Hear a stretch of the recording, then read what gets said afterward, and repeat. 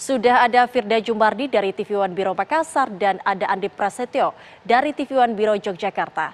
Kita ke Jogja terlebih dahulu pemirsa. Ada Andi Prasetyo di sana. Andri, kabar menarik apa yang bisa Anda kabarkan dari Yogyakarta pada pagi hari ini? Silakan.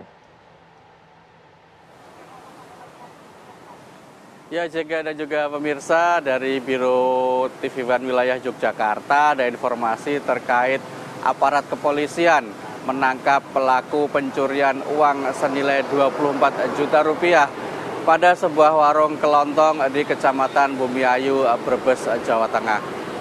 Aksi pelaku sempat terekam kamera CCTV hingga viral di media sosial.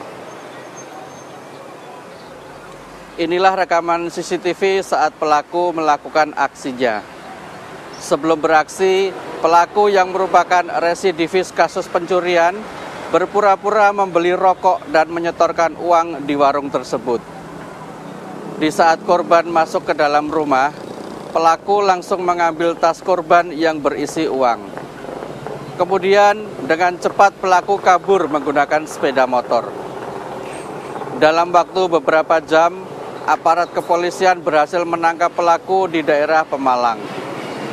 Polisi juga menyita uang sisa hasil curian senilai 15 juta rupiah sebagai barang bukti.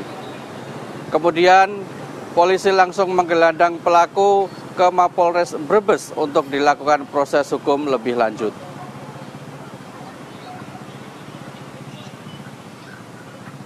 Ya, beralih ke informasi berikutnya. Satu unit truk box tronton dan mobil pick-up ludes terbakar setelah sebelumnya terlibat kecelakaan di jalur Pantura, Batang, Jawa Tengah pada Jumat siang. Seorang pengemudi truk dilarikan ke rumah sakit karena mengalami luka bakar. Kondisi kedua kendaraan terbakar hebat usai terlibat kecelakaan.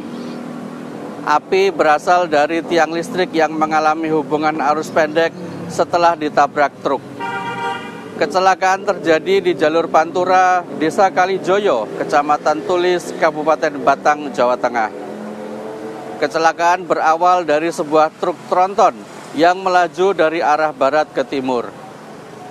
Sesampainya di lokasi, truk tak terkendali menabrak median jalan sebelum akhirnya oleng ke kiri dan menabrak sepeda motor serta mobil pick-up yang terparkir di pinggir jalan.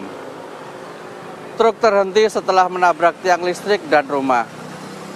Warga mengevakuasi pengemudi ke rumah sakit. Api baru bisa dipadamkan hampir 2 jam dengan mengerahkan 4 unit truk damkar. Akibat peristiwa ini, arus lalu lintas dari arah Batang ke Semarang mengalami kemacetan hingga 3 km.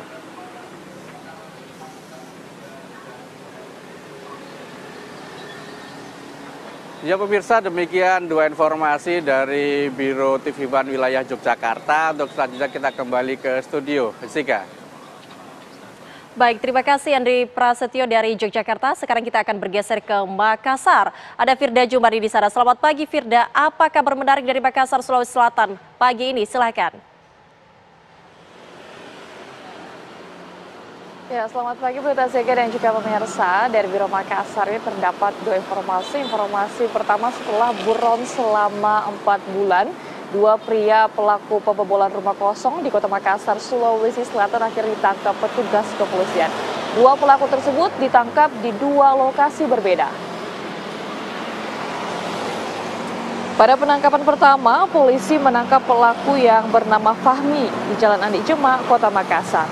Kemudian dari pengembangan yang dilakukan aparat kepolisian juga menangkap 1 pelaku bernama Doni di Jalan Letjen Hartasting, Kota Makassar. Kedua pelaku ini melakukan aksinya pada November 2024 lalu di wilayah Kecamatan Manggala, Kota Makassar. Pelaku menggasak harta benda korban dengan nilai perkiraan hingga 50 juta rupiah. Selain menangkap para pelaku, polisi juga menyita sejumlah alat elektronik sebagai barang bukti. Akibat perbuatannya, kini kedua pelaku ditahan di Polsek Manggala, Kota Makassar.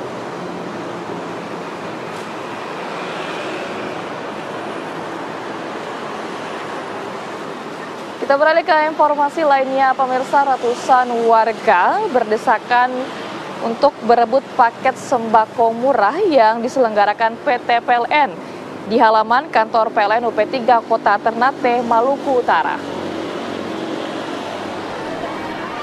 Ratusan warga yang didominasi oleh ibu-ibu ini saling berdesakan berebut masuk ke lokasi pasar sembako murah.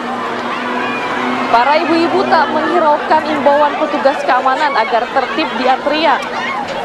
Warga berburu paket sembako murah senilai Rp50.000. Dalam paket itu berisi gula, teh, minyak goreng, dan beras. Paket tersebut bernilai Rp135.000. Sebagian warga mengaku antri sejak pagi agar kebagian paket sembako murah.